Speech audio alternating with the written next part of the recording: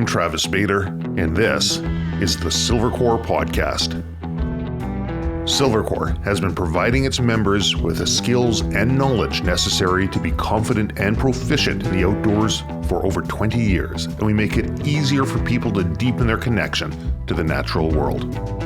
If you enjoy the positive and educational content we provide, please let others know by sharing, commenting, and following so that you can join in on everything that Silvercore stands for. If you'd like to learn more about becoming a member of the Silvercore Club and community, visit our website at silvercore.ca. This is going to be a fun episode. I'm joined again from Silvercore Podcast, episode number 86, Sachin Latti. Sachin, thank you for coming on back. Really enjoyed our last conversation. Great to see you again. Yeah, man. Thanks for having me back. And it's always a pleasure to come see you and talk to you, and especially in this amazing studio. It's legit, man. I'm going to do things a little differently this time. Sure. I'm going to start off with a couple of asks, and these are asks for the audience. There's people watching on YouTube to the people listening in Apple Podcasts, Spotify, wherever. Ask number one, SachinLatti.com. SachinMotion.com. There we go. There you go. You need to get SachinLatti.com too. I probably should. We'll look at that soon.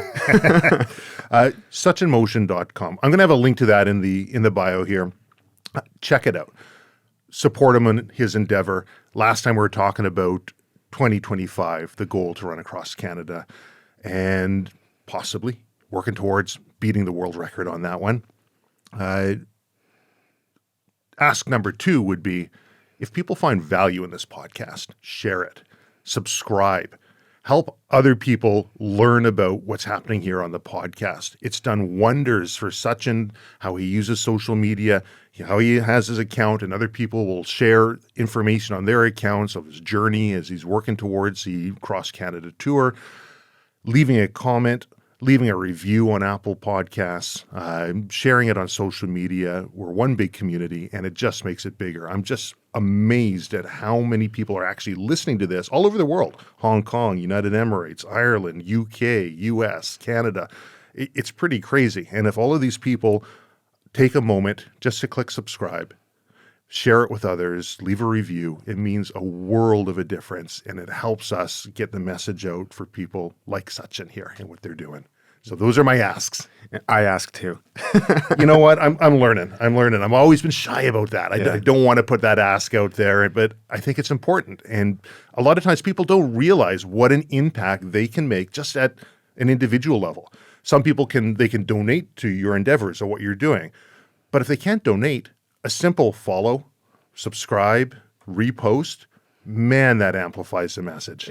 I agree, man. I think, not everyone has the means to donate. And some people don't feel like actually giving money, but they want to take actions over than giving money. So, share, subscribe, like, all these things help us continue doing what we're doing. It also inspires us further that people are actually valuing what we do. Mm-hmm. So that's helpful too. So I think if people are keen on following things, or people that are trying to do better, then let's support everyone. You know, it's one of those things that you do it for you. Really, at the end of the day, you're doing it for yourself, but you want to take a look at those metrics. Where was I before?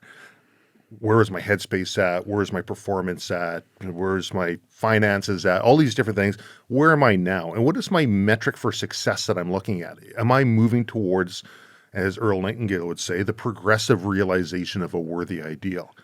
And it means the world when other people are on board. If they don't have the means, and I'm one of those people who oftentimes people will hit me up for money and they'll say, oh, can you donate? Can you donate to know? If it's a cause that I really believe in, I'm going to say, I'd rather donate my time. I'd rather donate my efforts. I'd rather be alongside with you and help you get to where you need. I understand that money is important, but even if that's just sharing something on social media, that helps, right? Or coming beside you. Like, I wish I was able to be there in Squamish on the day that you're coming through, and Seb and the crew, everyone was down there. That looked amazing. Honestly, man, I think I got to not careful, but I should be mindful of how I say this, but I kind of agree with you too. Mm-hmm. Obviously donations are needed. and, Sure. and super important. Sponsors are helpful. But I think for me, what I really value is people who are like-minded, who I respect, and who are by my side or I'm by their side, supporting each other as friends. I mean, you can't really beat that, man. You got one life to live. Yeah. When you're all done with it, you can't take the money with you, right? The money will help you. It's a means to an end. You know, they did a study on money and happiness, and I'm sure they've done many of them, but here's one that I can recall. And it talked about money being a motivator for an individual. And they found that if money was provided to somebody who, let's say you're producing a product, you get 1 token or $1 for each product that you produce. There's a direct correlation between the amount of money you can pay a person and their output. So, hey, you're getting better performance. You make 1 widget, you get $1. You do 100 widgets, you get $100. Direct correlation. So that they found money was a motivator. Anything outside of that, they found there was a threshold. And they said, once you've got food, you've got shelter, you've got clothing, you've got basic necessities, little folding money in your pocket to go out and have some fun, whatever that might be, money will have an inverse effect on a person's performance. The more they paid an individual, the less productive that individual became, especially if it was in a creative sphere. Okay, Sachin, I want you to create this beautiful piece of art. I want you to write a story. I'm going to pay you more and more money. And the more money that the person paid, the more pressure came on and the less the performance actually thrived. And what a person really needs is that internal desire or burn inside them to create or to move towards something that's going to be desirable for them, and see money as a natural byproduct of that. You have that burn. You have that desire. You just came back from running 22 marathons in 22 days. Yeah, I did. Holy crow. I mean, people brag about, I did a marathon last year, right? Yeah. And that's a big achievement for a lot of people. For sure. 22 in 22 days. Yeah. Tell me about that. So yeah, man, for sure. A lot of people set goals for themselves, and I'm no different. I set goals for myself, and it's interesting. I remember saying on the last podcast, I had some goals, and I mentioned some of those goals, and one of them was to run a marathon a day, not for 22 days, but to create myself to a person that could run a marathon a day. Yeah. And I made that commitment, or I set that goal about 2 years ago, after hearing Cameron Haynes on a podcast. Mm-hmm. And after I heard him on a podcast talking about how he runs a marathon a day and, explaining his training and whatnot, I was like, holy man, I want to do that. And it sparked some curiosity in me, man. I didn't even know that was possible. So for me, I didn't know that was humanly possible. I just, sheltered, didn't really experience these types of things, didn't know it existed, whatever. And as soon as I realized it was a thing, I was like, okay, how do you do that? And I want to figure that out. So I set on a course and a trajectory to figure that out. And August 26th of this year, I finished running 22 marathons in a row. And for me, it was to raise money and awareness for the Honor House Society. It was a charity sort of fundraiser, but also it was something for me. It was something for me to realize that I could, if I set my mind to something and if I put in some effort and was consistent and all the things associated to it, I could achieve something I thought was impossible. And for me, I did. So on the onset, 22 and 22 days, did it enter your mind that you might not complete it? No. Did it enter your mind that you might want to give up? You might get injured? Did you have contingency plans ahead of time? So I suspected I'd get injured. I suspected I would, something may happen. There would be obstacles or whatever they were. I suspected these things would happen. I didn't think anything would stop me. I thought things may slow me down, but nothing was going to stop me. It would have had to have been something absolutely catastrophic for me to stop. And I already framed those things in my mind in advance of kicking off. I really like that. It's not going to stop me. It might slow me down, but I'm getting there nonetheless. You've taken quitting out of the equation. 100%. You've taken failure out of the equation 100%. because there's always a way. I mean, Terry Fox did it with one leg, right? And it's been done. Sure. I know it's been done a million times. I know tons of people that have done similar types of things. And so I know it's possible. Now, I'm in that space of trying to find savages, right? So there are lots of them if you start looking. And as soon as I started looking, I started finding these types of people. And I was like, man, I need to become one of these people.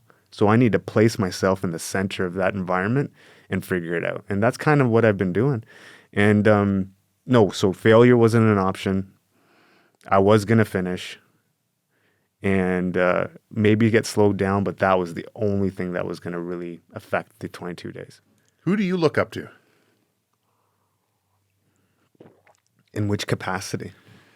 Well, I guess in preparing for the 22 and 22, wanting to surround yourself with savages, there's going to be a physical aspect to that. There's going to be a mental aspect to that. I guess in any capacity. I'll leave it open-ended. Sure. For me, from a physical capacity, I'm not sure if I looked up to people because I think physically I have the capabilities to do just about anything.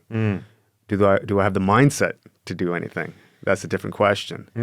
So for me, it was I wanted to surround myself by people who had mindset, who had a mind that I was chasing, not a physique, not a physical capability I was chasing. So for me, people like Sean Taylor, people like Seb Lavoie, just people that are immediately around me. Yeah. But then also from a social media perspective, various different podcasts, like your Cam Haines and various other types of people that have accomplished really bigger things than even Cameron Haines. Like, I can't remember the fellow's name, but he ran 78 marathons in a row just last summer in England. Whoa. Yeah. So he did that. And I was like, okay, cool. Let me see this guy. So I should start tracking him, see what he's doing, how he's doing it, how he's managing it. And then I thought, well, if he can do that, I can do this easy. Because it was only 22.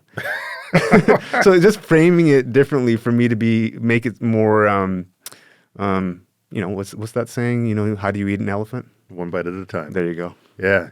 So if we break it down into before, during, and after, just because I'm curious about this, Michael Easter, he wrote a book called The Comfort Crisis, and he advocates for people being uncomfortable, and that's the road to happiness and satisfaction. And he calls things, I guess he uses the Japanese term, and I'm probably going to say it wrong, but it's misogi. Somebody here can help us out. Yeah, help us out and correct me on that one. But essentially, the odds of you completing it are about 50-50. It's got to be something hard, something really difficult. And you endeavor to put yourself on that and experience those hardships. And there's only 2 rules. I only remember one of the rules, which is don't die. But aside from that, there is another rule in there, which somebody can help me out again. But for me, I would think doing 22 marathons in 22 days would be a bit of a misogi. Like, I'm not a runner. I'm not built as a runner. I hurt myself every time I start running, whether that's knees or I break bones in my feet and I'm carrying too much weight and I go too hard, too fast, perhaps, or maybe being 6'6", 250 pounds, I'm not really the optimal build for a runner. There's other things I can do phenomenally well. How do you mentally prepare for this? Good question. So like anything that you're going to start, obviously you're not going to be good at. Anything you start, no matter if it's 22 marathons or 5K. If you're new to it, and you're not going to be good. You might have a certain aptitude, but you're still not going to be amazing or fantastic. So to put it in an example that you may understand, if I go hunting with you tomorrow, I'll suck. I've never done it. Sure. But if I spend 2 years every single day obsessed by how to get better and what I need to do, then the progress tends to get faster and faster and faster. So for me, the 22 marathons, the journey started 3 years ago. So I've been, now I didn't know I was going to run 22 marathons 3 years ago, but I started a journey of trying to see what was possible for me. And I continued training, I continued running. I'm still obsessed by all of it. and not a negative obsession, just a positive. I want to learn. I want to get better. I want to push the envelope. So through that process, after let's say 2 years, in December of last year is when I started thinking about, hey, this 22 marathons thing. So the conversation really happened with myself and my coach, Ron. He's my running coach. And he knows what my ultimate plan is to run across Canada in 2025. So, I was initially thinking about having a training block, maybe 300-400 kilometers, maybe a 1 week kind of thing. And then he's like, listen, man, if you want to break a record or even get close to it, you need something more of a training block. So we started brainstorming different ideas. What's that look like? And we started off with, let's say, 30 marathons in a row, whatever, all these different sort of ideas. Sure. And then eventually came to the 22 because of its a specific reason for the number. And the number is related to veterans in the United States. The study was conducted, which showed that 22 veterans a day commit suicide because of mental health related issues. So I wanted to highlight that. So now, starting in December of last year. And that's a crazy number, by the way. That's an insane number. It's 22 a day. It's ridiculous. And look, man, and that study was done in 2011. It was done in the United States. It didn't incorporate Canada and didn't incorporate first responders. So if you were to include emergency personnel, firefighters, police, all these people, I would suspect that number is a lot higher. I'd say so. Right? So it's a number it's a tragic number, and I wanted to highlight it. And so really since December until August, I was all in, man. I was training to do the thing. And so every single day was focused and dedicated and on that path. So I was prepared. So now, before I started, I believed in myself. Sure. I had no clue I could do it because I had never done it before. I had no idea. So that's sort of an ignorance is bliss. Yeah, like I didn't know I didn't know, right? Like the most I had ever run in a row was 3 marathons in a row. I've ran that before. Like 3 days in a row. 3 days in a row. Okay. Right. So, 42.2 kilometers. So if people who don't know how much a marathon is, it's 42.2 kilometers. And so the most I had done was last year was 3 in a row. And so after I had done that last year, I was like, man, I never thought I could do that. That also precipitated the other thing. Oh, what else can I do? Rather than and typically, generally, from my experience when I see people, I'm going to train for a marathon in 8 months or 9 months, and that's all I'm going to do. And they reach that goal, and then they're done. They don't want to see what else they can do because they've accomplished one thing, and then, okay, let's keep moving forward. For me, it's a bit different. It's a constant effort to continue to see what I'm capable of all the time, at least right now from a physical perspective. I'm now starting to apply that sort of way of thinking across all levels now. Okay. And other metrics of my life, not just the physical. Okay, so I know we're going to break out of this before, during, and after, but I'm pretty sure I brought this one up with you before. Rockefeller famously asked, how much is enough? You've got so much money. How much is enough? And he says to the reporter, just $1 more, right? Always $1 more. So I'm going to ask you, how much is enough? I don't know. I don't know. I'm just going to keep going until I can't. For me, there's no enough, man. It's like, I haven't reached even close to what I think I'm capable of from not just a physical way, but all of the ways you would measure success. And I don't think I've scratched the surface. So why would I stop now, man? I got to keep moving. It's funny when you start pushing beyond that circle of boundaries where people think their limitations are. And the second you step outside that, it's like, holy crow, how much further can I go? I'd liken it to the first time, growing up and up to about 18, I really didn't travel. And I remember a buddy says, hey, we got a couple of quad bikes. Let's go down to Oregon. We're going to race in the sand dunes. This is going to be fantastic. So I spent a week in Oregon in the sand dunes with these quad bikes with paddle tires on it. And it was pretty fun, right? And I was like, this is the furthest away from home I've ever been. Let's keep going, right? And then kept driving down through Oregon, through California, through Nevada, until I eventually ran out of money. But that feeling of I'm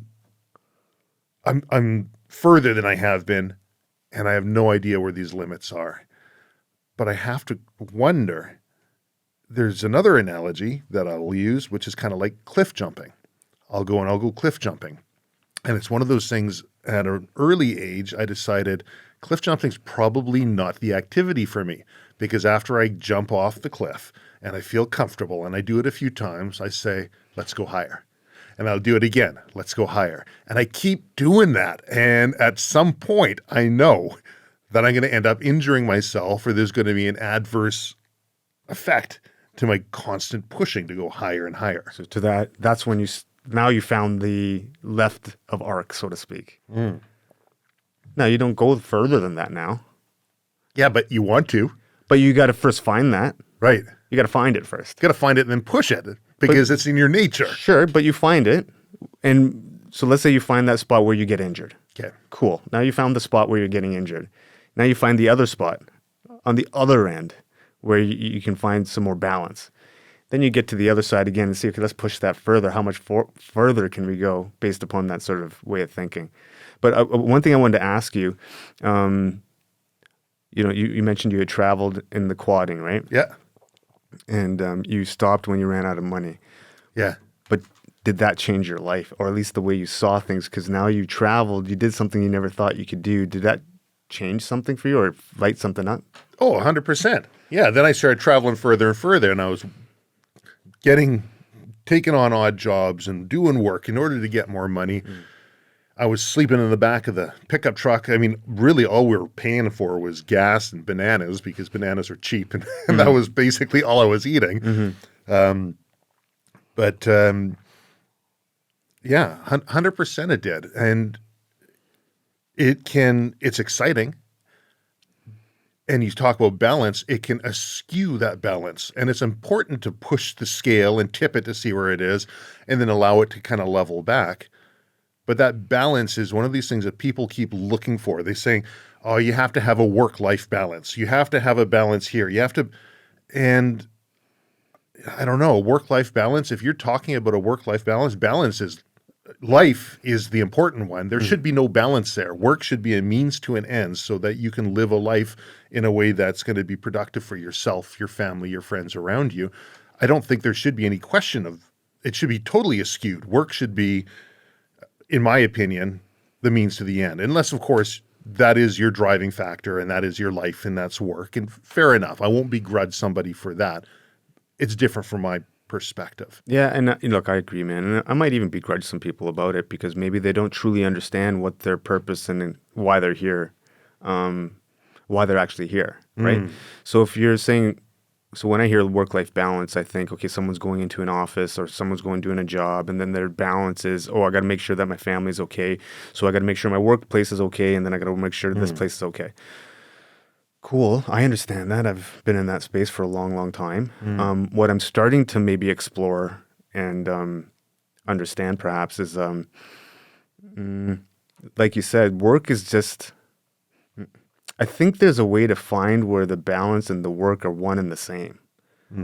So I again, I don't know. I'm just kind of brainstorming and thinking about it out loud. But I think if there's a way to find where you're doing both at the same time, well, then the balance is supremely achieved, isn't it?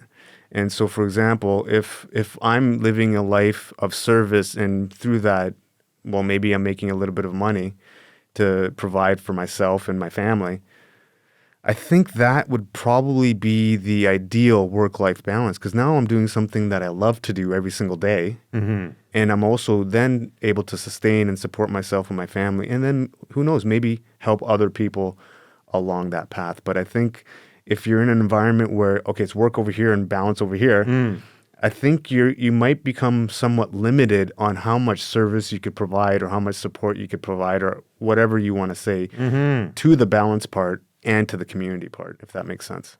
It totally makes sense. It brings to mind a couple things. So people say, you don't want to turn your hobby into your work, right? You don't want to make yourself sick of the thing that you love so much by turning that into your work. And I can see that perspective if somebody really loves something and they say, how can I make money at this? How can I make this my job?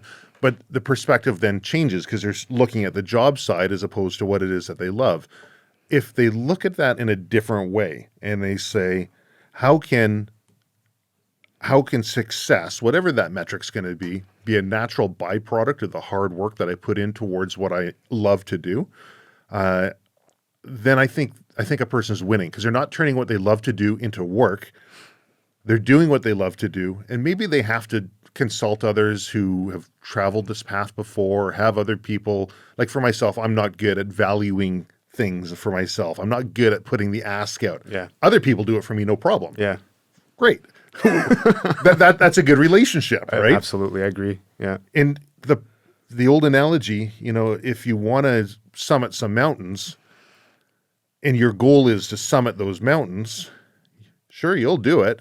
But the person who loves mountaineering and does it for the love of mountaineering will out-summit and out-hike the person whose end goal is just to summit those mountains. No, case in point, what I just did. Exactly what I'm thinking. I mean, really, because this is what I'm trying to do is to figure out. No, I'm not even figuring it out. I know what my purpose is. I know what I'm doing in terms of why I'm doing it. Now, through that process, if money comes into it or remuneration comes into it through that leading factor, cool, that's fine. But I'm not doing any of what I'm doing to make money. Right. I'm doing it because I had some basic skill sets that I wanted to really maximize and develop for myself and for the people around me, and by extension, social media and all the other places that it can happen. So I'm leading with that focus. And if money comes in, bonus. That's kind of how I'm framing it. And it seems to be working. Look, I'm not making millions of dollars, and I don't care to at this, if Right. it happens, it happens, Sure. right? But I'm happy, man. I'm every single day I get to do what I love to do. That's amazing. And every single day I get to talk to people that are cool people. And every single day I get to see what I'm capable of and what's possible. And I challenge myself every single day. I'm challenging myself, either physically or mentally. It's happening because I want to develop myself. 3-4 years ago, I'm not even a fraction of the human that I was. Like I'm so much more different now. Like even 6 months ago, I'm a different human than I was even 6 months ago. I challenge people to listen to the last podcast you're on. And when we talked, you're in a different headspace, totally different energy. You're way more centered. Yeah. There's a difference. I mean, look, man, I know for sure there's a difference because I remember what I was feeling then. And there was a lot of angst. There was a lot of anxiety. There was a lot of stress. And look, I have all of those things now, but I've come through the fire to a certain degree where I'm able to manage those a lot better. I've pushed myself so many ways over the last 2 years, even since we've had the podcast. I've pushed myself so many ways, not just physically, but mentally and both at the same time, that I feel like I can handle so much more too.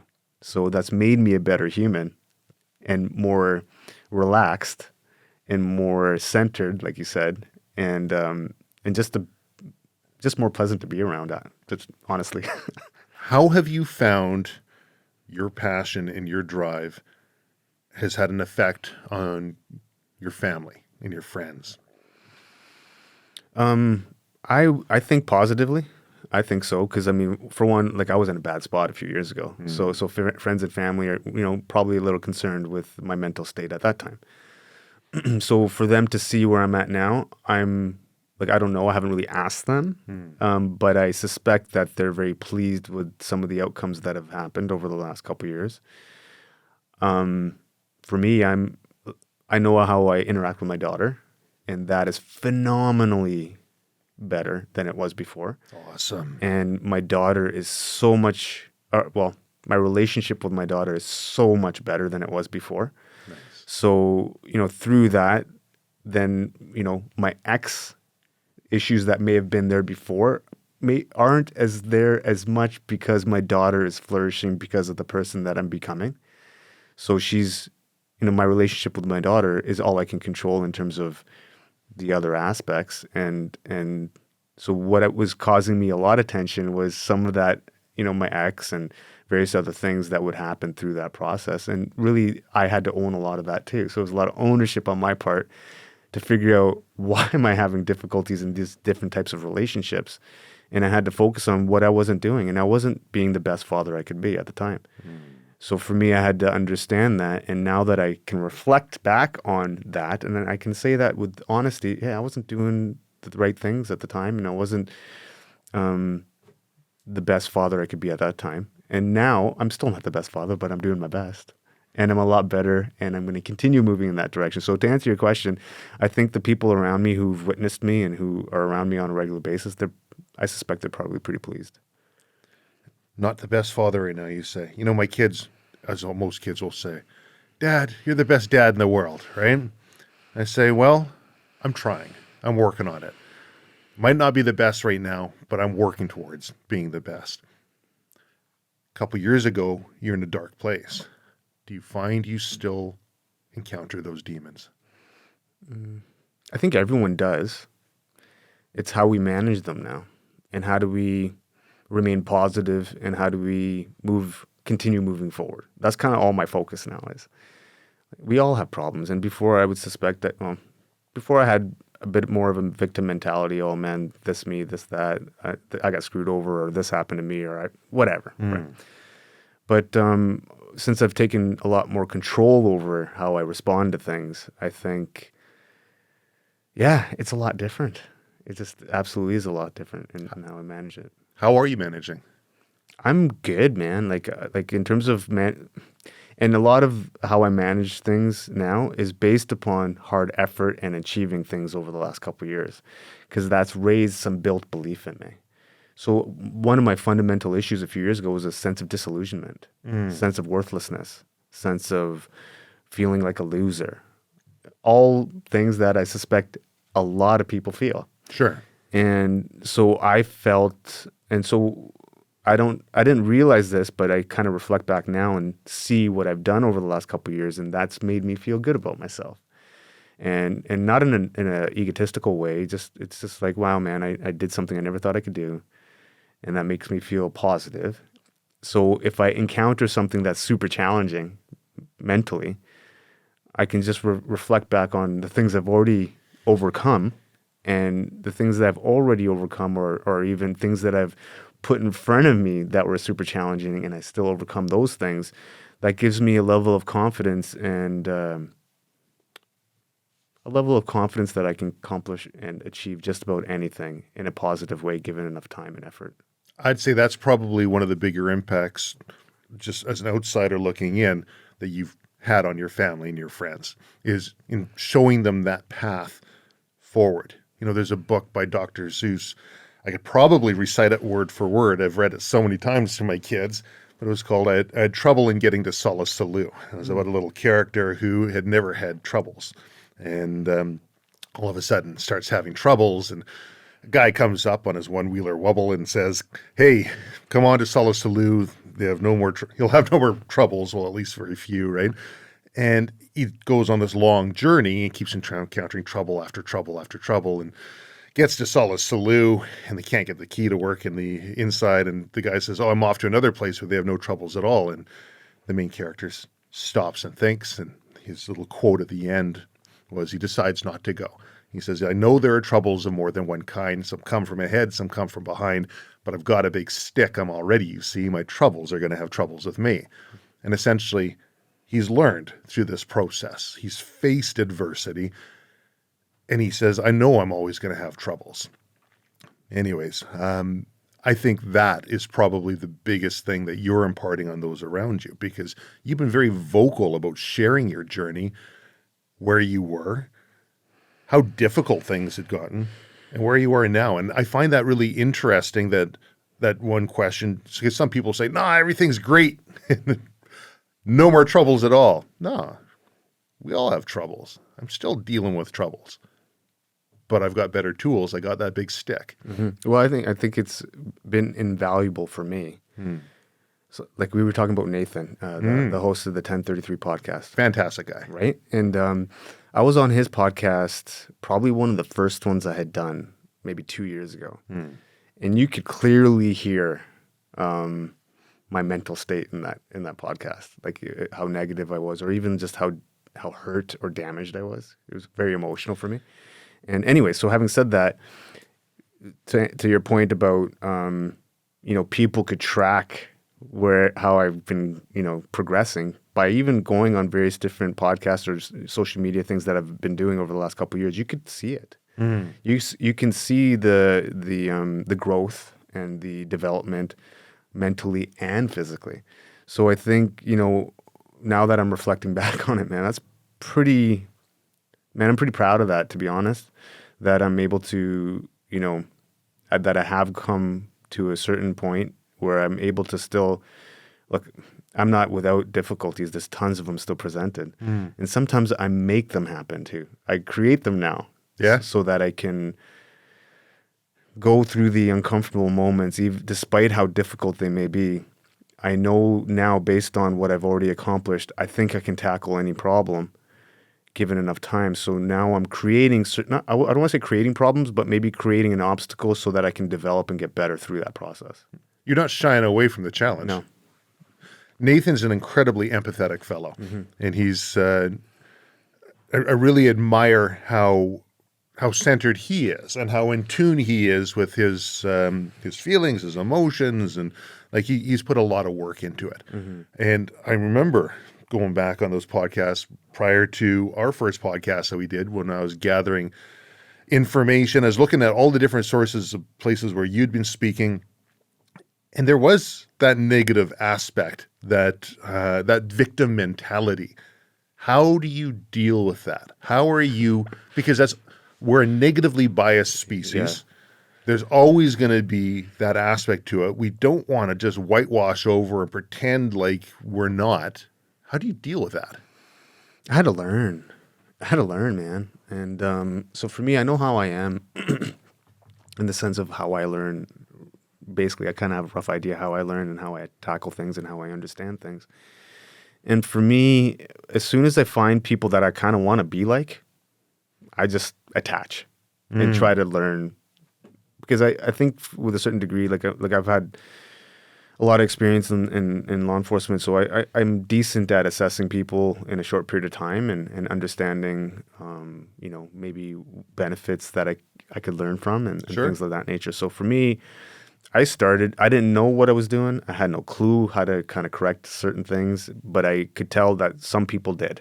And I just kind of listened and paid attention to those people, and Sean Taylor and Seb Lavoie. I kind of really focused on those two guys because I saw attributes that I respected in both of them, very different individuals, but I kind of wanted to take both of them and combine them together and try to apply them for myself. And that's essentially what I've been doing over the last couple of years, to remove both the victim mentality and the fear of death. And I've been focused on those two things so that I can continue moving forward in a way that I'm not scared. And so I had a chat with Seb some time ago, and he said this probably on various other podcasts and whatnot, but one of the things he mentioned to me is like, man, if you can remove the victim mentality and the fear of death, you're already winning.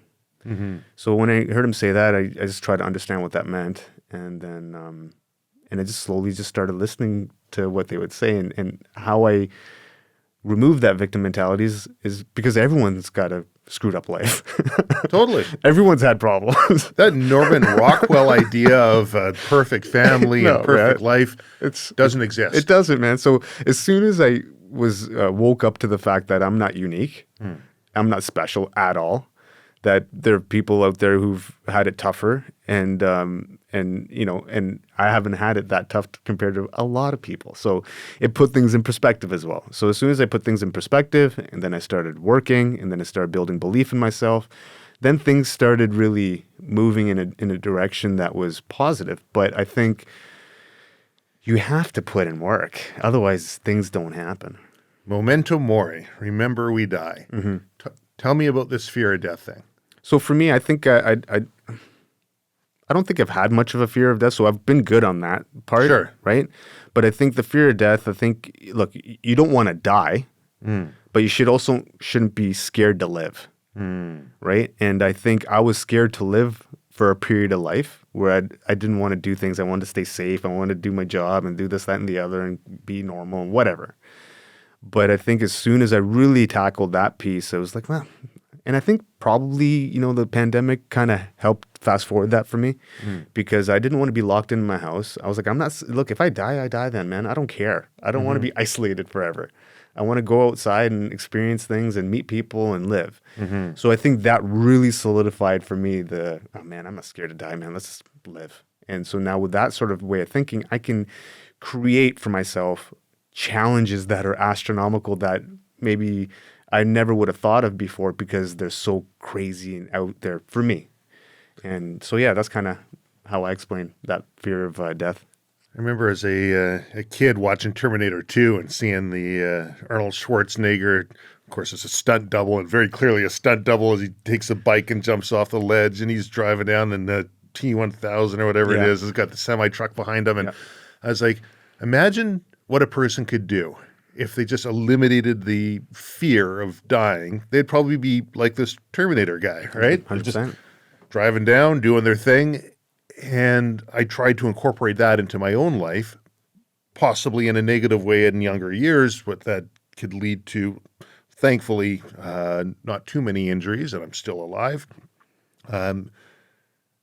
There is that balance that people need to be able to find because, I've talked to other people and they say, it wasn't that I wanted to die. It was just that I was apathetic about living, right? And I didn't care.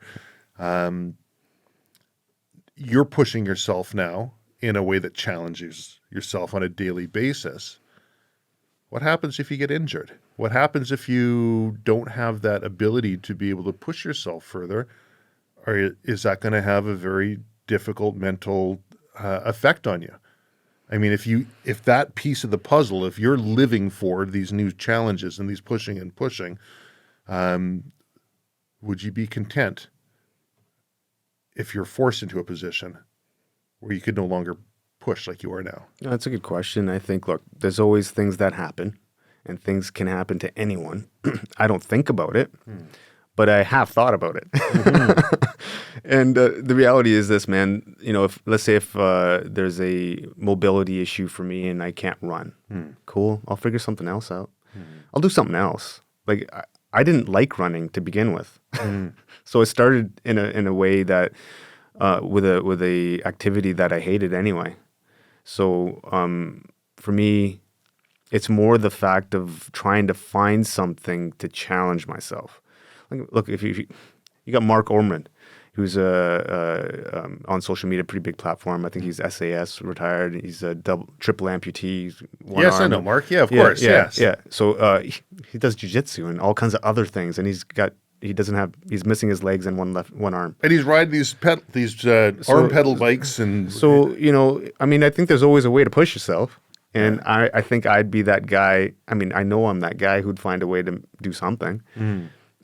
So I'm not worried about that. I believe there's always a way to find a way to push oneself. Like, don't get me wrong, if something like that were to happen to me, obviously it would affect me emotionally and I wouldn't be happy with it, but I would have a plan in place to make sure that I can keep getting up and keep moving forward because of my purpose. If we looked at the before the run, let's look at the 22 and 22. Can you talk me through that process? What were the highs? What were the lows? How'd you deal with them? Okay. So as you can imagine, 22 marathons was a big undertaking for me, both emotionally, physically, mentally, logistically, all the things that you can kind of think of. Because essentially I planned with the support of some people, but all of it was created and planned out on my own. Right. And so to begin with, or during so we had challenges right from day one, right? So in terms of, and I was, the challenges were both physical, mental, environmental, right? A lot of things were happening. So like the first day in Revelstoke, it was hot. It was hot, man. And I hadn't ran in that heat before, that heat. I've ran in as much heat as I can get here, But once you started going in those areas, you're looking at 35, 37, 38 degrees Celsius, right? So for me, it was just difficult to recreate those environments, number one. Number two, it was also very difficult to create forest fires and smoke Yeah. for me to run through. And in Revelstoke, there were, Weather Network would put out environmental warnings. No one should go outside for any activity. And I'm out there running a marathon. Right. Right. So things like that. So there were little things like that. And then, what's Mike Tyson say? Everyone's got a plan until they get punched in the face. Right. So I had plans, but I got punched in the face in day one. Mm-hmm. So after day one, I'm going out hot. I'm going out fast. I'm like, I'm excited. I'm feeling good. And I was wrecked by the end of the first day. So I was trying to maintain a certain pace so that I can manage all of the days. So the pace I was trying to stay within was 7 minutes to 7.5 minutes per kilometer so that I could be prepared for the next day and the next day and the next. Now, if it was just 1 or 2 or 3 days, then that changes. But this was more of a challenge of attrition rather than a challenge of speed. Right. Right. So the first day I had severe headaches because of the smoke. And then, at the end of the day, I was reflecting and I thought I had done pretty well, but I woke up in the next morning. And so I track my metrics in terms of my HRV, heart rate, and various other things. And I use a whoop strap to do that. And the next morning I woke up, my recovery was at 2%. It was like as low as it can get. So I was like pretty wrecked let's say that better. I wasn't wrecked. I could still do all the things I needed to do, but just from a recovery perspective, I wasn't ideal. Mm-hmm. So, and then on the second day, the warnings went out further saying, okay, people shouldn't be running. And then I'm getting messages from various people saying, and people that I respect would be like, hey, you need to reevaluate what you're doing here because you don't want to cause any health issues running in the smoke, this, that, and the other. Now, I just started this thing. Right. I got things going through my head. I've got a severe headache. I got all these things going on. I'm like, okay, man, what do I do here? And then on top of that, my girlfriend was with me the entire time. She was support throughout the entire process, which was amazing. She was the support vehicle as well, and so I had a massive support in that regard by her. And but her car was having issues after day one, so on day two it wasn't starting. So now I'm like, okay, I got a headache. I'm getting all these messages. It's smoky, and the car's not working. What am I going to do now? So then I was like, okay, man, let me just recalibrate here. I found a gym in Revelstoke and I was like, okay, let me run outside on the second day. Mm-hmm. And after the first half, I was like, okay, you know what? It's probably because I couldn't even breathe. Like I had to I was breathing through my mouth because if I was breathing through my nose, I was taking in too much smoke. So I was trying to conserve that. And then I was like, you know what, man? The goal is to get the kilometers in. So I was like, okay, I found a gym and I did the marathon on one full day on the treadmill. So I ran 42.3 kilometers on a treadmill on, I think it was day 2, I ran half of it on a treadmill, went inside. Day 3, I did the whole thing on a treadmill. And then we ended up figuring out the car. The car got squared away. And then day 4, we moved on from Revelstoke on to the next town. But there were challenges right at the beginning. How did you feel when you jumped on that treadmill? Did you feel like this wasn't how I envisioned myself doing this? Was there that kind of thought? There was a little bit of that. There was a little bit like, oh, people are going to chirp me. He's on a treadmill. He's not outside, this, that, and the other. And I just thought, look, man, I got to get the kilometers done. So I just framed it differently after. Mm-hmm. I know I didn't want to stay inside too much because that wasn't what I wanted to do. I wanted to run outside at the very least, right? So, on that one day, I stayed on the treadmill. It cleared up just a little bit more on the next day. So then I was able to run outside and I stayed in Revelstoke and ran 42 kilometers within the entire town. So anywhere you want to go in Revelstoke, I know where to take you, man. I know everything. I know everywhere to go. All the back alleys, everything. But initially it did bug me, but then, I was like, man, whatever. I'm still getting it in, and I'm still going to do what's required, and we're still going to raise the money because the ultimate goal is to run the kilometers, raise awareness, and raise funds. Do people chirp you? Sean Taylor. Yeah. But it's a good chirp, right? Of course, because it's coming from a place of love. Yeah, so for me, when I get certain chirps from certain people, I pay attention to them. When I get certain chirps from some other people, I don't pay attention to them. So I was just listening to a podcast, past podcast guest on the Silvercore Podcast, John Sinai. Love that guy, amazing fellow. Looking forward to when we can actually meet face to face. But he was talking about a quote that says, "Don't pay attention to the critics. Don't pay attention to the critics. Don't even ignore them." Meaning, meaning that it doesn't even rise to the dignity of a response. You're not actively ignoring them. It's just it's not even there. You're just so far into your own process and your own thing that it doesn't even kind of appear. And to be honest, it didn't for me, and those things didn't really enter in, because then I start thinking, okay, someone's going to trip me who doesn't really know me, and who doesn't know what I'm doing, and who doesn't know what I've already gone through to come to the point of running 22, or at least attempting the fact of running 22 marathons in a row. They have zero concept as to what's actually happening, and so I can't really even take that information because they have no clue of what's happening. And people in front don't chirp the people behind them. The people behind will chirp up front, right? And that's something to always kind of keep in the mind. The people up front, they're doing their thing. Yeah. They'll shout back encouragement. Yeah.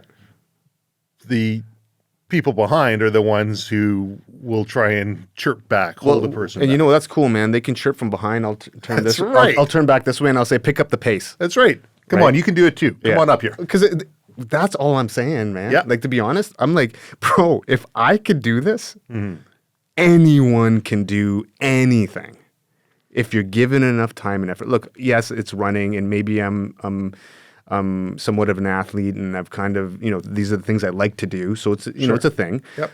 But it's just a thing.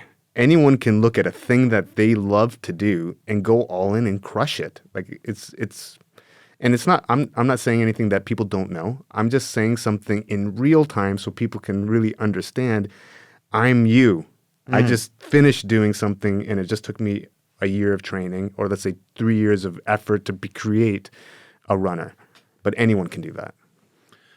And that applies in all aspects of life. Like I remember, like right now we've got Adobe Audition running. I will edit this on Adobe Premiere. I'll make the graphic on Adobe Photoshop. I did stuff in After Effects.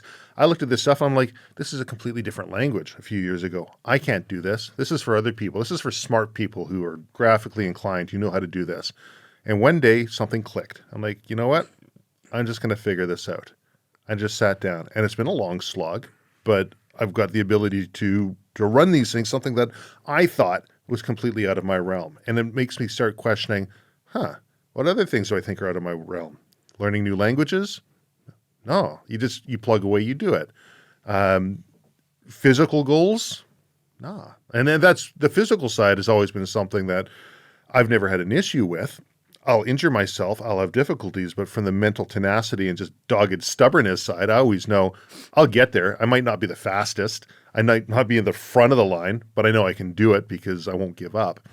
But I mean, that's exactly the point, right? At the end of the day, it's just a matter of just consistency of effort. Keep doing the thing over and over and over again, and then you'll be the best version of you. You may not be the best in the world, but as long as you're being the best version of you, man, that's all anyone can ask for.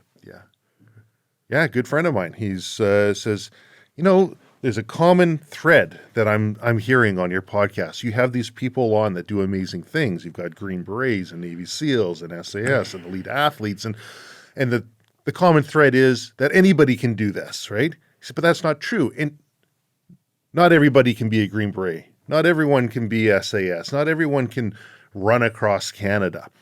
And he says, well, what do you think about that? I said, well, I think everyone can do better. I think everybody can have goals that they can set for themselves, and they can look at where they're currently at now, because I agree, not everyone can be elite special forces, but they can take a look at where they're at right now, and they can say, I can do more. Yeah, agreed. So let's say, for example, let's take that special forces analogy for a second. Maybe if you know that you want to do that when you're 13, then anyone can do it. Because you have the time to prepare yourself to figure out how to make that happen, right? Let's take Nims Dai, for example.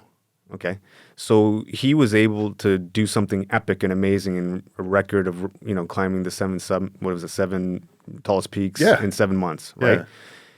At the age of 15, he could run 50K, right? Because he was running around all the time. Like his body had a head start to some people because he knew what he wanted to do, and he spent time and effort in trying to achieve a goal even at a young age. So if you know what you want, if you know what your purpose is, and you set a plan in place, and then how fast you want to do that thing, you'll get there. But it's determining what that thing is for you. So, anyone can be a tier 1 operator if they are aware of who they are and at the time in which they decide to want to take that course. And then obviously the support pieces. But if you're 12 or 13 and you have a father that's like, okay, that's what you want to do, I'll support in that endeavor. Okay, do this, do that, do this, do that. And then who knows? Maybe it happens. Yeah. There's always going to be physical and mental limitations within the Sure. Within the sphere here, but it doesn't mean they can't push from where they are now to another phase, to the next stage. Yep. And it's funny you mentioned Nim's Die, because things kind of come full circle. He's inspired so many people. Yeah. Right?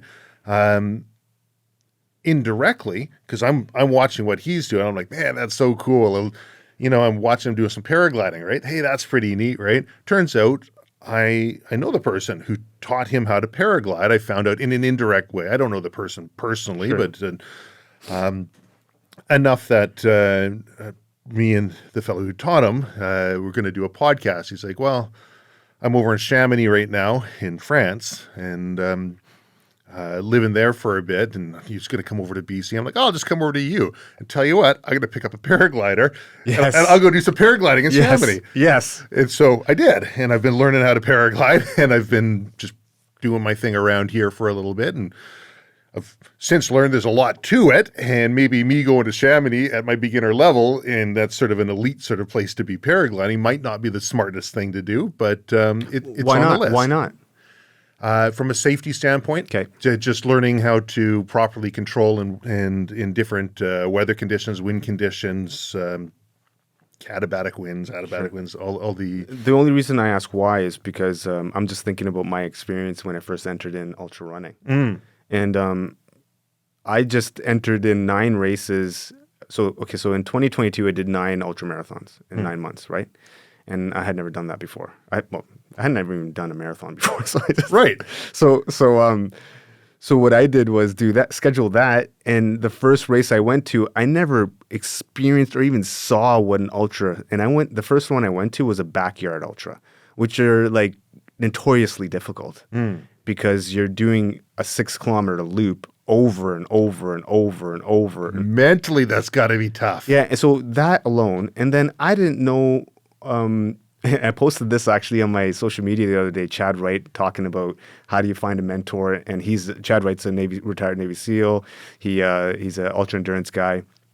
Anyways, I heard him on a podcast. I think it was on the Nick Bear podcast, and he was talking about the question was, how do you find a mentor, and how does one find a mentor if they want to learn something? And Chad Wright just picked up. Okay, well let's take ultra endurance. Ultra marathons, for an example. If you want to be a ultra marathoner, how do you do that? Well, he suggested you just sign up for a race. Even if you don't know a thing, you go show up, and then you'll see what you don't know. You'll see that, you don't have the right nutrition. You don't have a race pit. You don't have support. All the things associated. So when he was saying all these things, I was like, that was me 2 years ago. Because I registered for this backyard. I showed up with no crew. In these things, you have like a pit crew to help you because you stop, you get your fluids and nutrition, and then you keep moving, right? So I didn't have that. I didn't even bring any food. I maybe brought very minimal, nothing compared to what I would do now. Yeah. The shoes, the clothes, all the things. I was so ill prepared.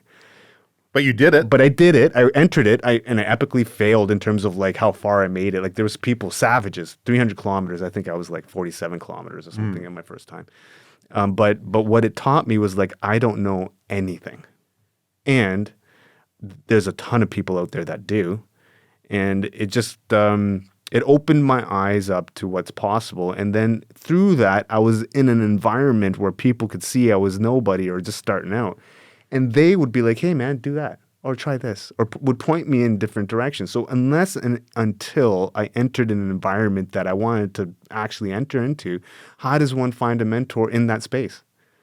because you have to do the thing to be able to start doing it. So, for example, if I want to start hunting, well, I got to start doing something, and through that, start meeting people in that collective who may say, oh, you know what, I'll take you on, I'll help you out, or whatever. But you have to start going in those environments. Otherwise, you're never going to excel. You just either advertently or inadvertently undercovered what I feel to be the number one life hack. And that's surround yourself with the people who are doing what you want to be able to do.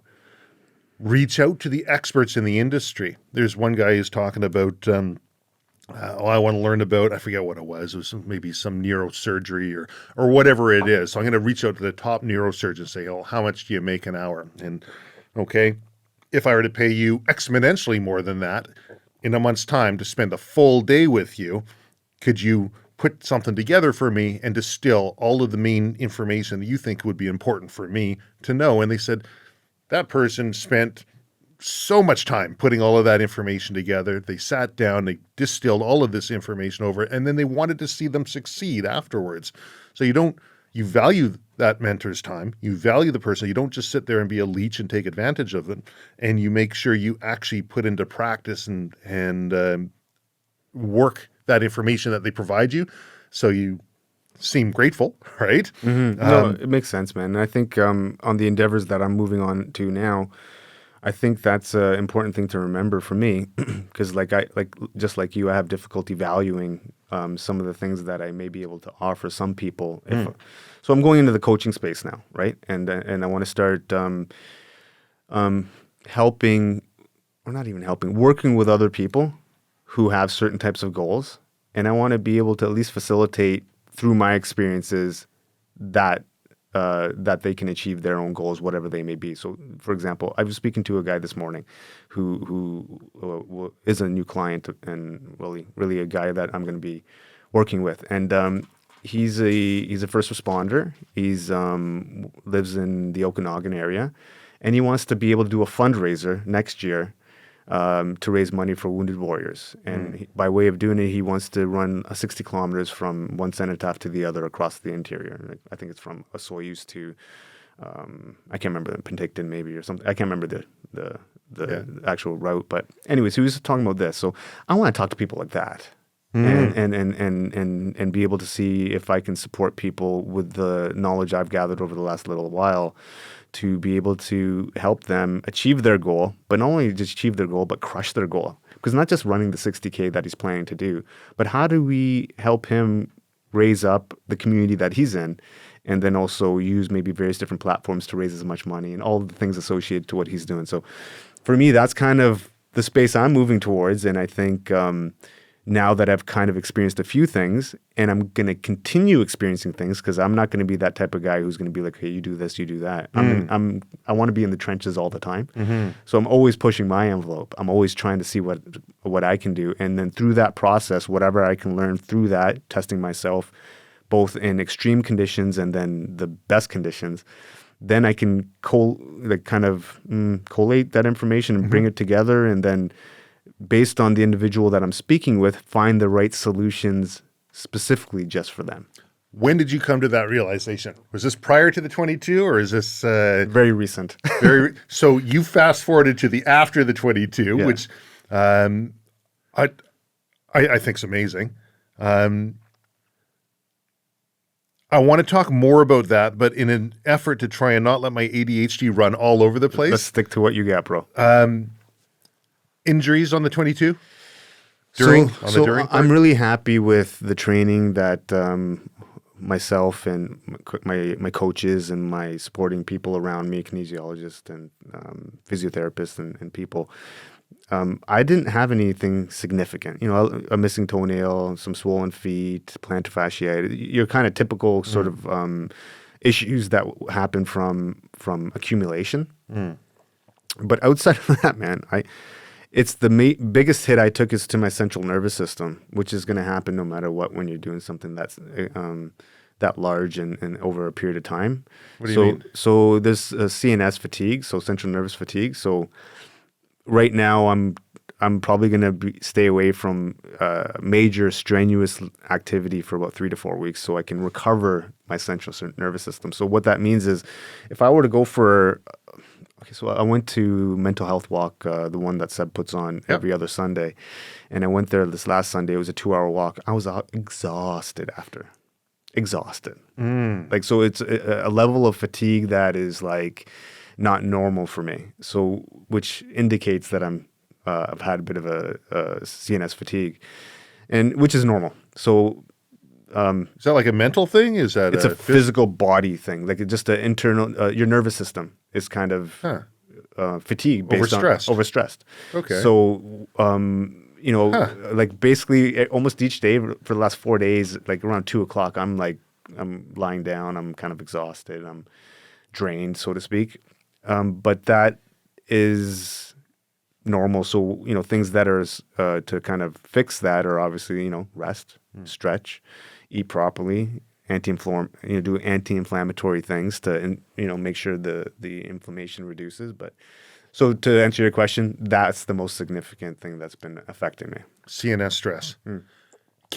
So that would be from the physical? Can the mental induce CNS? Like, I think so. Yeah. I mean, I could be wrong, but even let's say, for example, if I'm thinking, like over the last few days, I've been thinking a lot because I'm trying to do a bunch of different things, and I'm exhausted even after thinking.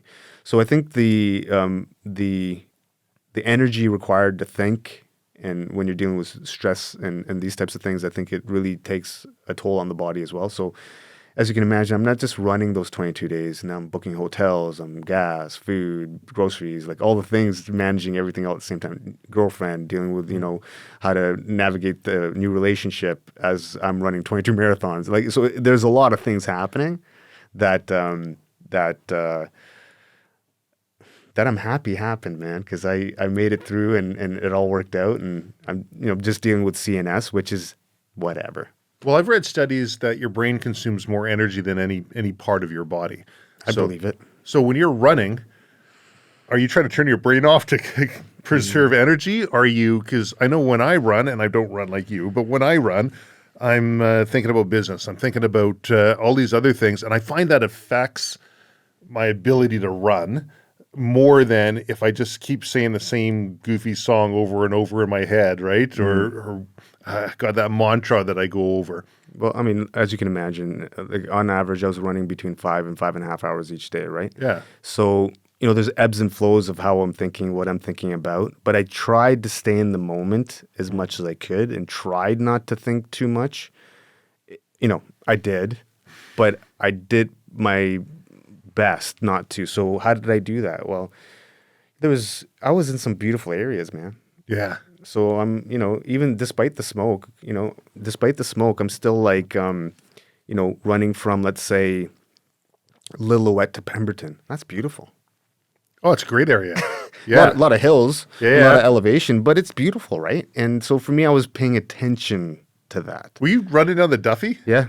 I did the Duffy Road, bro. Yeah, nice. See any wildlife? I did a little bit. I saw a couple deer, but nothing major. I didn't see any bears or anything like that. The amount of grizz that I saw up there a few months ago was insane. Well, yeah, man. I mean, look, it is beautiful out there. Yeah. And I was thinking about that when I was running because I thought, okay, well, there's fires and there's smoke. Maybe that'll displace some of these bears and some of these animals. Maybe they may jump on the road. Who knows, right? So I was paying attention. So I was staying in the moment. And there were things I was trying to do, like, man, like my legs were feeling it and my feet were really feeling it in terms of the inflammation and the pain, so to speak. So I was talking to another friend of ours, Julie Kelly. She's a ultra endurance 24-hour solo mountain bike racer. She's gearing up to do the world championship in Australia here in the next few weeks. And so I asked her, I go, hey, man, like, because she's done a lot of like long endurance kind of things. And I go, hey, like any suggestions to kind of manage my feet right now and my legs and while I was running? And she's like, yeah, just find a creek, jump in. So I was getting towards Squamish, and you know how beautiful it is there, right? Oh, yeah. Actually, Squamish area, and all the the creeks, the rivers, the rapids, all the things. Yeah. And I was staying in the moment. I was looking, I saw it, and I was like, I'm taking a 10-minute break. Down the Chickamoose there in Squamish? Yeah. So I was just kind of, it was actually probably a little bit dangerous, but I was like, whatever. And it was, the rapids were kind of moving pretty fast. And I took my shoes off, my socks, dipped my legs in for 10 minutes. And then that recalibrated me like no other. I felt fresh, and I almost went faster. Nature bathing. Right. No, man. And so little things like that to stay in the moment so I wouldn't think so much. But, I would be thinking and it's going to happen. It's inevitable. But I think once I got to a certain place, I would, pay attention to the mountains, the trees, the sounds of the birds. I would also listen to music from time to time, listen to the same songs over and over to kind of get in a meditative state. I would when I would be running, I would periodically try to touch the signs to stay in the moment. So I do that, yeah. Right. And or maybe touch some of the flowers or the trees while I'm running just to kind of stay in the moment. Yeah. Little things like that to stay present. And, those things helped for sure. Very cool. So anything else we should know about the during? Think for me, once I hit 11 halfway mark, then I was good. Like in terms of mentally, like really secure. I'm like I made it halfway. If I'm halfway done, I'm all the way done. There's no way it's stopping now. So it was really me going through those first 5, 10, 11 days were the most challenging. You're doing those daily posts, and I remember when you reached the 11, and I left a post on there saying halfway there, it's all downhill. You're good to go. But I put that there because watching your posts, I don't know if I was reading more into it than what was happening, but it looked like there was some. It was challenging. It was. Listen, man. It was challenging, man, and those challenges were a gift. I'm so happy I had them. It was hard. Yeah, it was hard, and it was emotionally draining for me. Yeah, that's what I was picking up on. Yeah, it was emotionally draining because, look, man, and credit to Julia, who's my girlfriend. She, we've only been dating for like 6 months or something. Yeah. And so there were challenges in that because we're experiencing ups and downs. Sure. And how do you navigate that and how do you best do it? So she's never been around someone who's been an ultra endurance person. She's an athlete herself. Yep. But it's a different thing also when someone's doing a large sort of ultra endurance event. It generally becomes about that individual and supporting them and making sure that they're all there. So she wasn't really too familiar on some of that. So there were some challenges there, but I think overall it worked out amazing. She was super supportive. She learned a lot through the process. I learned a ton through that process and how to properly communicate with someone who's like herself. So that was helpful for me to understand that piece. And then also at the end of the day, man, she was amazing. Yeah. Like, I mean, I had someone supporting me who's a businesswoman herself, who has her own business, who's servicing all her own clients and supporting me while I'm running 5.5 hours every single day with her vehicle. And so, challenges, yes, but they're all good ones. I like that properly communicate comment because so many people are like, you're not listening, you're not this. It's not the other person's job. If I'm saying something and it's not coming through, then I have to recalibrate, readjust, and figure out how do I say this differently? How do we get there together, right? Yeah, and that's a journey for me too because I've been if I were to really look at myself over most of my life, I've been a solo character, so to speak. And even though I've been around people, I think I've been kind of an individual. A one-man wolf pack. Kind of. There you go. And I think for me, it's really important and good to be around people who are like, say, Julia and others to help me understand the benefits and actually how much more growth and how much more positive things will happen as a group, as a collective, as a team. So now we move to after. When it was done, what were you feeling immediately after it was done? Was it like, oh, thank God, or I want to do another one? Man, at the end, I was thinking about next, what's next. And I already kind of had a rough idea, even the last couple of days, what next was. But on the last day, I wanted to enjoy. I made it to Victoria, and it was probably the strongest I felt. Like I felt like I could have ran faster on that last day. So I tempered myself a bit, but I believe some of that adrenaline and excitement getting to the end was really driving me. And it was emotional and touching. I thought how I may respond at the end. I thought I would have broken down and got super emotional. I didn't, but it was emotional. I made it to the BC Law Enforcement Memorial in Victoria at the BC Legislature.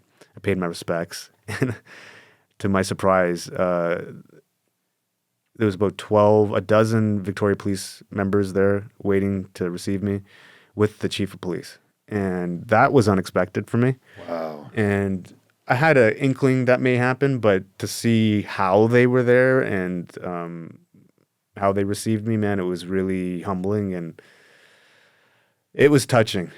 And then the news was there, Czech News. They did a little story, and the cherry on top was when I was kind of the chief Del Manic asked me to kind of give a few words, and I was like, man, I'm bags. I just ran, but I was like, okay, cool, I'll do my best. And so what they ended up doing, we had the monument behind me, and then they were kind of semicircle around, and I was just saying my thing, and I was looking, and then to my left, there was a civilian, elder fella, maybe in his 70s, and he raised his hand because he wanted to say something. I was like, yeah. What's up, bro? And man, it was so awesome to have him there, and I'll explain why. It was like that Pavlov dogs sort of theory, when you get positive reinforcement immediately after something that you've done. So he was a veteran. He's also a retired Toronto Police Service. He had been in the Air Force in the 60s and 70s, and then he was worked for Toronto, and he was diagnosed with complex PTSD based on his service. And based on how he was communicating, I think there were various other, maybe some issues that may have come up through service. Anyways, having said that, he just wanted to, I just feel weird just saying this, but he wanted to thank me. And he was like, I can't believe what you just did. Because he was just a random dude walking around, and he had saw what was going on. And he came up to Julia's vehicle, saw the signs on the vehicle, and started asking, what is this? What's going on? Mm-hmm. And then she started explaining it to him. And then he was like, what? So then he wanted to come in and say something. And he was just saying, look, this was my service. This is what happened through my service. Thank you. I cannot believe what you just did. What you just did is super helpful, and thank you. And I was like, I gave him a hug, and I said, no, man, thank you. That's awesome. And that for me was the medal that I wanted.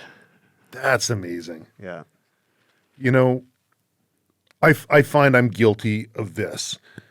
I will set goals for myself. I'll achieve that goal, and I'm already setting the next goal. What you said resonated. You said you wanted to enjoy the moment. You wanted to spend some time to enjoy, to take a moment to celebrate your win. I think that's a really powerful thing, and it's something that I've been disciplining myself on is, okay, recognize when I've reached a certain goal, and then find a way to properly celebrate it. Mm-hmm. How did you celebrate? I celebrated it. So I understand, look, Julia was there the whole time. So she was also, part of the journey. So I wanted her to also enjoy as well. Mm-hmm. So we stayed in Victoria for a day and a half after. And so I wanted her to have some time to enjoy. And I didn't want to be all about my thing. I wanted to kind of do something together, enjoy the weekend kind of thing. But also, Zach from the Canadian podcast, he flew out. And Did he really? Yeah. Awesome. So he flew out to receive me as well. Good on you, Zach. Yeah, right. And so he was there. It was a surprise because Julia had mentioned he was thinking about coming, but he just couldn't make it because it wasn't feasible. So he ended up showing up. He just walked up and he's like, "Hey, what's up, bro?" And I was like, "Oh, that's cool." So what ended up happening is me, him, and another person, I think her name was Rhonda, she showed up as well, and we just all went for dinner.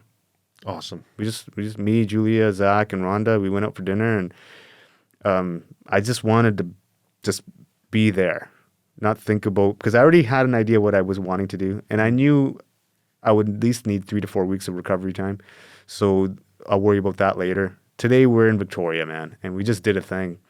Let's have a nice meal, let's hang out, and then we'll move on tomorrow.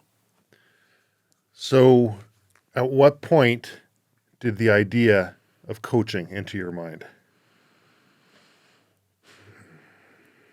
So, I've been a mentor, a coach in various different capacities for like 20 years, right? From a bodybuilding perspective, in the workplace and in law enforcement, and just in general with what I do, jiu-jitsu and various other things. Mm-hmm. Now, having said that, I never thought I was a coach.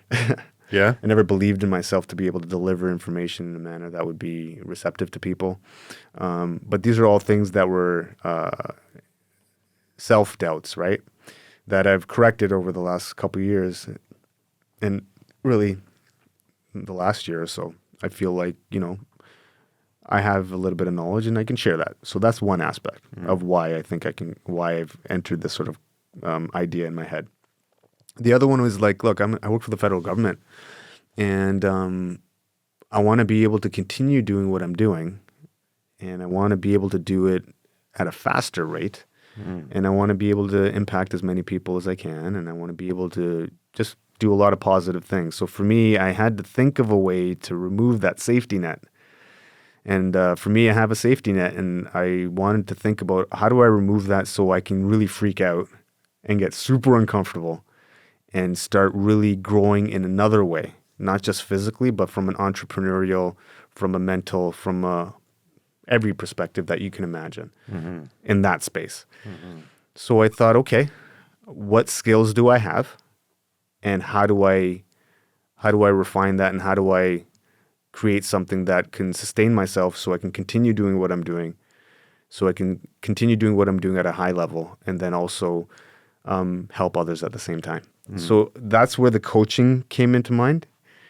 Now, what do I mean by remove the safety net? Well, I'm now going to think about, why would I remove a safety net? Well, because the safety net is just keeping me complacent. I'm receiving money in a certain area, and It's still a net. it's still a net. And, the reality is I just see a lot more growth for me doing something else without a net. So this is the thing that really got me excited. When we were talking before, I was like, let's not talk about this. We got to record it because I wanted it to be a genuine reaction. Yeah. But you said for removing the safety net, you'd be leaving law enforcement. Yeah. And in focusing full efforts on Coaching and training. That's it. Like, and look, and I want to be able to learn how to be a really good coach through this process as well. And I want to deliver a high level sort of information at a reasonable rate. And I think I bring value to that. So that's kind of where I'm going now. Like, look, this may evolve into something else entirely. I have no clue. Oh, I already have ideas for you. Okay, great. But I'm just saying, like, right, that's the initial sort of entry, right? Yes. And this will evolve, and this will change, and this will do all kinds of things, I'm sure. I don't know what it'll look like.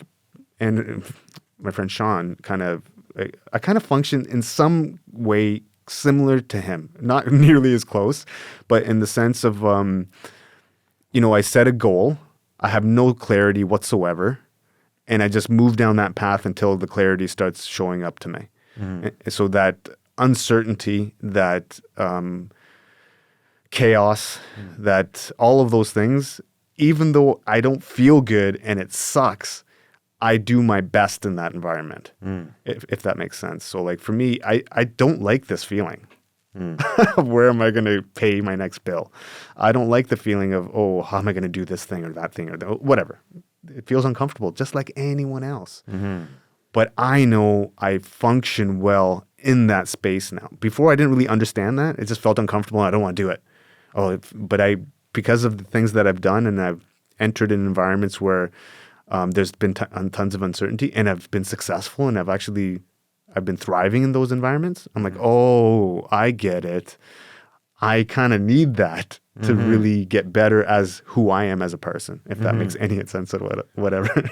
I think obviously from a physical standpoint, from a physical conditioning, you've had years of other coaches and information and knowledge, and this would be an ultimate life hack for somebody to be able to, I want to do something physical. What clothing do I wear? What shoes do I wear? What's my diet look like? What's my training schedule? Like those things will just be like top of your head, super easy for you. Yep. I think the biggest transferable skill that you can help people with more than anything would be the mental management process. I know we've had Ryan Stacy on here in the past, and he's a, 5, 6 service rifle champion, over and over, keeps winning, and he attributes it to the mental management process and how that's applicable to sports, to business, to all these different areas. And so many people, like, you want to play basketball, right? They say, oh, it's 90% mental, 10% doing, or shooting is 90%. And they come up with these skewed stats. I don't know where they come up with them, but they all seem to recognize how heavy the mental side is. Yet you go see a coach, and what do? They spend all of their time on the physical sides. And maybe that's because that's an easier quantifiable way for people to see action from the coach. But I honestly think what you've been learning on the mental management process is something that'll transcend all of those things. And it would be worth a lot of money for people to just life hack that, spend some time with you, and go over where they're at right now and say, how would you deal with this, Sachin? What would you do? Give me some tips and tricks of how you overcame obstacles, adversity, difficulty. I think that's where I think that's the area where a person could really separate themselves from the competition. Look, man, I agree 100%. And look, and like you said, the customizable nutrition, customizable training, all these types of things, easy peasy in comparison to some other things. Like I can kind of write those things up decently. Yeah. You're right. It's the mindset, and I kind of steal a little bit of Sean's thunder here, and some of the things that he says, and I agree with, and I'll just say it too. Everything is, when it comes to physical, really anything is 90% mental and 10% mental. It's all mental. Everything is mental. 100% of it's mental. And the reality, how I know that is because through my own lived experience, the things that I've done, and then also the things that I've seen other people do, think that they've never thought possible, and not even anything crazy. So, for example, I think it was like day 18 or 19. I was in and around the Maple Ridge area running marathons, and a couple friends joined. Actually, three of us. It was me, Julia, Travis, another buddy, Travis. Yeah. He's a firefighter in Surrey. And I'd be okay if people thought that I was beside you. Yeah, that's okay. Yeah. But it was Travis. He also has a nice side gig. He does these awesome Yeti type coolers, but it's called Haruki. Okay, yeah. Yeah. So Travis, he's a Surrey firefighter, and his partner is working to become a counselor. Anyway, so they showed up, right? I'm running 42 kilometers. That's happening. So Julia wanted to run that day 22, run 11, then run another 11. She hadn't done that in quite some time. But Ange, who's Travis's partner, wanted to run 5. That was her plan. And she didn't expect to run anything more, nothing. And when she showed up, I'll go, no, you'll run more. She's like, I'm not prepared. You'll be good. So we ended up running through the process, and she, like, at the end of it, she ended up running 11, right? Good for her. Yeah, but really it was all mindset. Yeah. It wasn't anything had to do with her physical capacity, physical capabilities, 0. So it was just the right sort of mindset, the right sort of coaching in those small little moments to let her know that, hey man, you're actually can probably do a lot more. So for example, like I was speaking to Ian, who's my new client this morning. He's never run 60 kilometers before. He's run a marathon before. But sometimes some people may think, I've only done a marathon. I don't know if I can get to that 60. Bro, you run a marathon, 60 is a wrap right now. You can do it right now. Like, it's legit. Like, yeah, 100% right now he can do it. You just slow down? Well, you slow down, or it's just the mindset, because you've already set a cap on yourself because you can't go more than 42. But if you're going to run 42, 18 isn't that much more if you're able to manage it. Yeah. Now, if you're talking about speed, well, then that changes it a little bit, but you can still figure that out. The reality is, man, like, if you think you can run 10, you can run 21. Your body's capable of it. I remember heading up, I think it was Wedge Mountain on this one. Jay Spud, he's doing his ACMG mountain guide process. He's Vancouver Fire, ex-British Army. And I'm like, oh my God, why are we going up this mountain so slowly? It was like step. We got our packs and our gear and axes and ice screws and ropes and everything that we have. We're coming up to the base camp. But before you know it, I was at the base camp. I didn't get winded once. I wasn't sweating. I was like right as rain. Like, man, I'm good to go. Get a couple hours sleep, get an alpine start, get up this mountain. And it's just finding that pace, I find, going with somebody who's experienced enough. Like, I would go up, I'm like, okay, let's go. And I'd be huffing it up the mountain and wheezing and feeling it, but not being in the front so no one could see. Right? Well, I think that's the point of the coach, right? Right. And that's the point of the mentor, whatever term you want to give that person. It's their job is to observe the person who's trying to achieve the thing and help them or facilitate them to achieve the thing. And it was so easy. Yeah. It was so damn easy when you're with somebody and he's, he practices the guide pace. He knows the pitch, the distance, all the rest. And it was what I thought was like, why are we going so slow? So you can get there. Right. And here's the thing too, man, like when you're doing something on your own, that adds to the mental bandwidth and the stress. So that also adds to the fatigue and exhaustion during the process because you're uncertain of how to tackle it.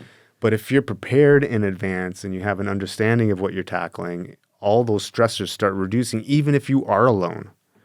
Because now you understand it. And then, look, you've probably done a ton of hikes and a lot of them that are difficult on different camps and all these things. So you have that to fall back upon because you've done other things that are more difficult. Right. And as soon as you can realize that, then the thing that you're currently in, even though it is difficult, it's not going to kill you.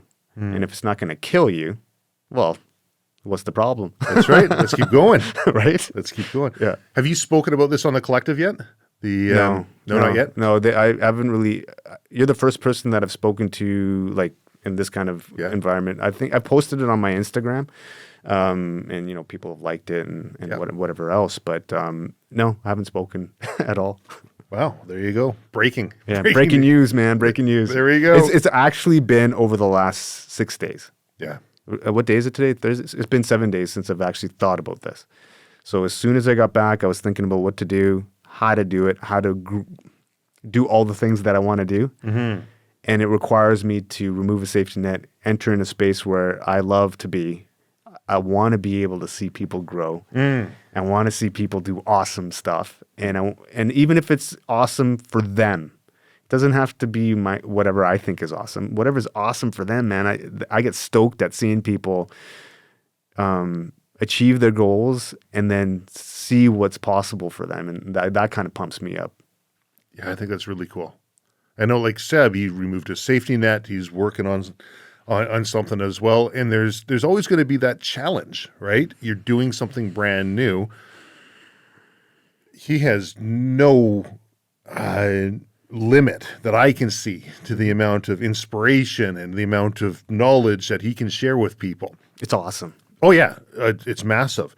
But breaking out into a brand new realm, he's very fortunate to be surrounded by other savages in the industry who have traveled similar paths of being an entrepreneur and can share their thoughts and their ideas. Do you have that? Do you have those sort of connections and resources? I do now. Yeah. Over the last few years because I've been doing things that are positive.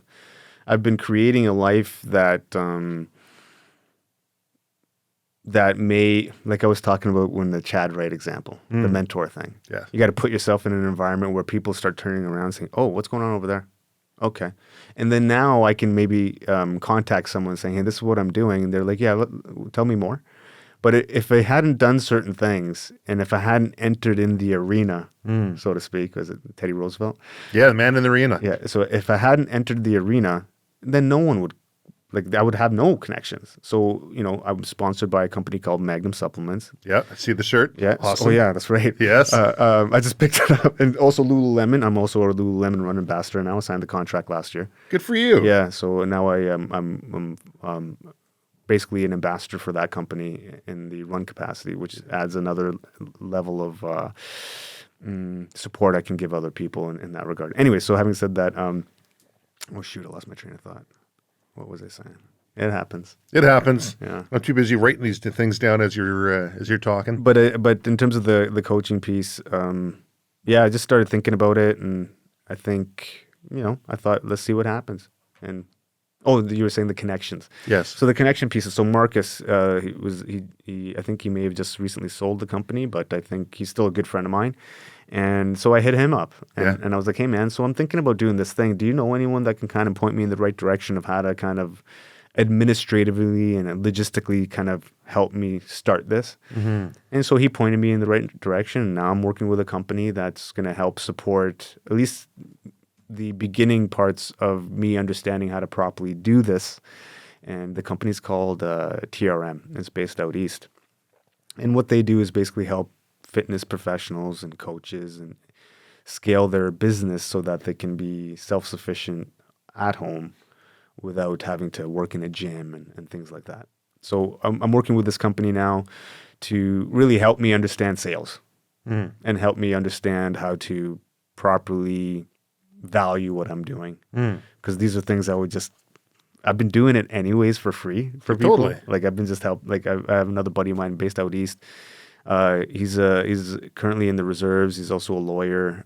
He was struggling himself with mental health issues, and his wife passed away not too long ago. So he was dealing with a lot of that and depression, and he ended up gaining a ton of weight and in excess of 300 pounds. And so I met with him, just through social media, and we connected, and I think last year, and we just had conversations. And then earlier this year, I kind of helped him out by putting him on a bit of a plan, and he's already down, 45 pounds, and now I've hit him up again to say, you know what, let's make this more of a structure so we can get you really picking up the pace a little bit more. So, people like that I've been helping with just anyways. So I thought, let's continue helping. And look, I'm not looking to anybody who wants, support in whatever endeavor they're trying to do, great. But I want to work with certain types of people and people who are passionate and people who want to achieve something for themselves and for people around them. So, if it's in that sort of space, then I'm cool with it. If it's someone who wants to, maybe doesn't have that sort of way of thinking, then, maybe I'll pass. But I want to work with certain types of people, and I want to see if I can help in that way. And really, to be honest, those types of people help me and helps me become a better person, and it helps me learn how to become a better coach, because now if I'm going to be doing this, I want to be good at it. Totally. And it's a new space for me, so I have to understand the nuances associated to it. So now I'm learning a new thing. Yeah. Have you thought about writing a book?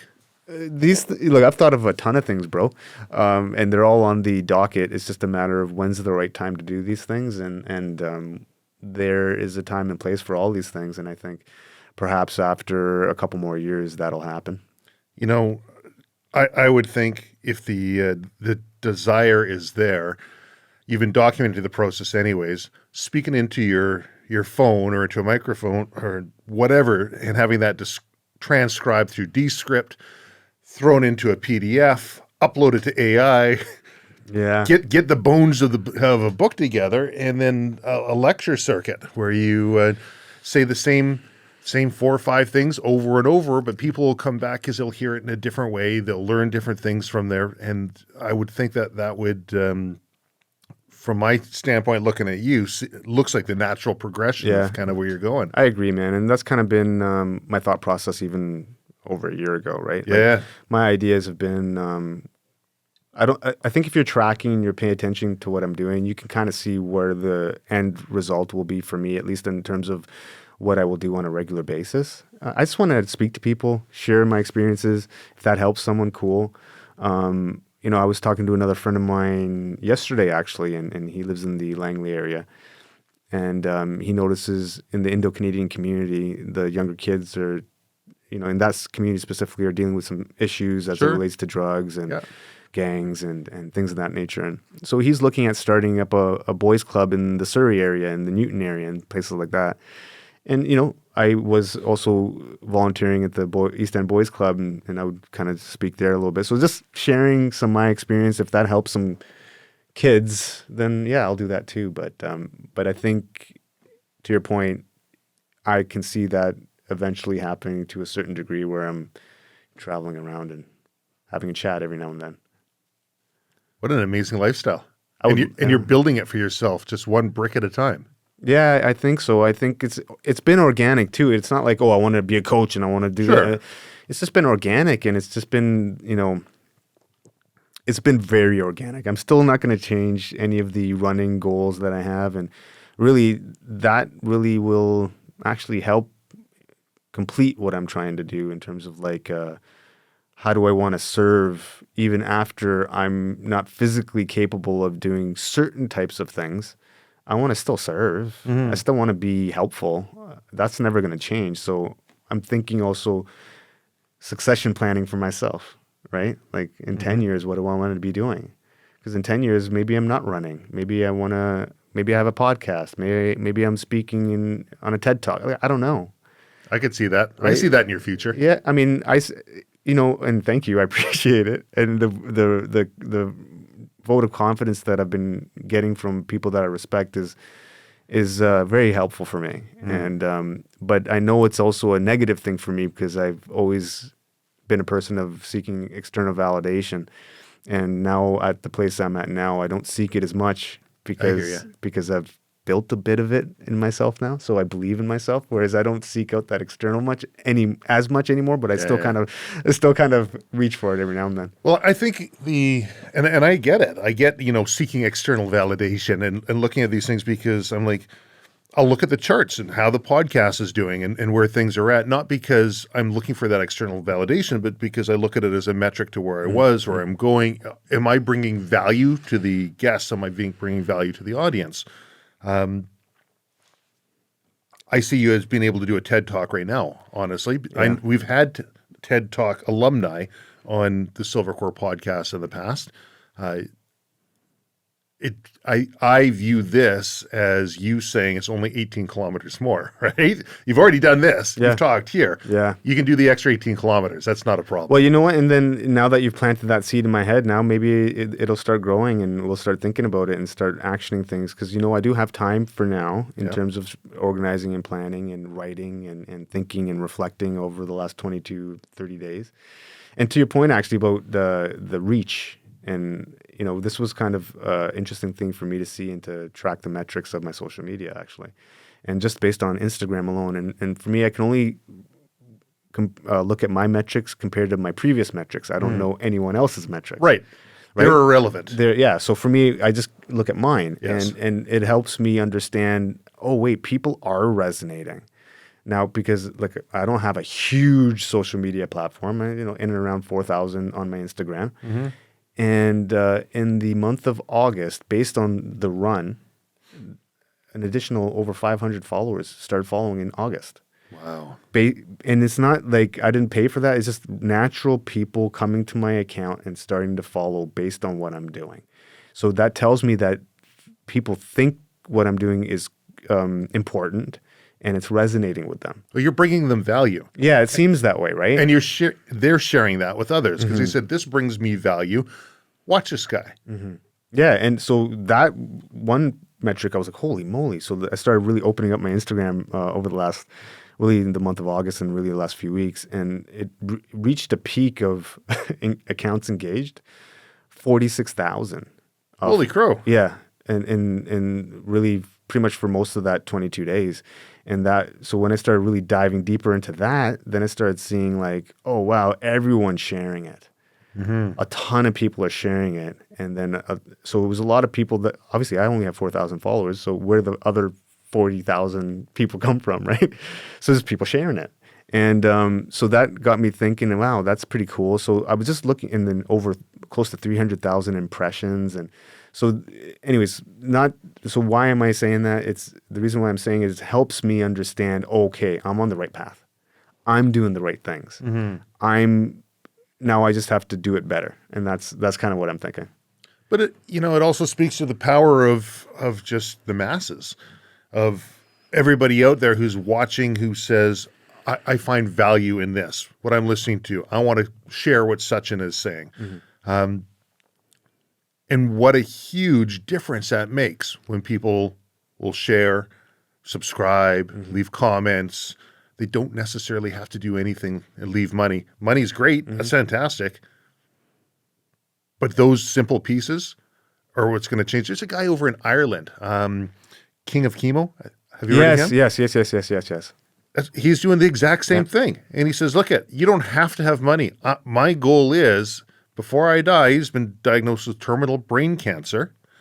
Before I die, I'm going to try and raise as many eyes on me as possible. The money will come from the large corporations who will benefit from having those eyes, right? Exactly. And he's got, like 2 million people that are following him now? He's got a lot. And it's been climbing because over the last couple of years, he was in the, maybe like 100,000. And now that's really rising. And I think that's awesome, man. And that's kind of what I'm tapping into a little bit, right? Because I understand how I look. I understand how I speak. And, I'm kind of doing something kind of fun, right? And it's entertaining. And I'm meeting with cool people. And those cool people are pretty legit. And people want to see them too. And so it's just, I don't know. I'm just having fun. I'm just doing what I like to do, and it seems to be, that people are enjoying it with me. Is there anything else we should be talking about before we look at wrapping up? I don't know, man. I'm glad that we had this awesome conversation. We spoke about the 22 and 22, which was awesome. We raised in those 22 days just over $16,000 for the Honor House Society. Amazing. Which is phenomenal and super awesome. And I'm really happy that people were able to find it within themselves to donate to the cause. And so I want to say thank you to those people. I want to also say thank you to anyone who's listening to this who have been following me. Thank you. I appreciate it. Thank you for the follow. Thank you for the share. Thank you for the comments. And, I'm just going to continue doing this. I'm going to continue on this path and continue as much as I can to do my best and have fun along the way. Well, Sachin, thanks so much for coming back on the Silvercore Podcast. My pleasure, bro. Anytime.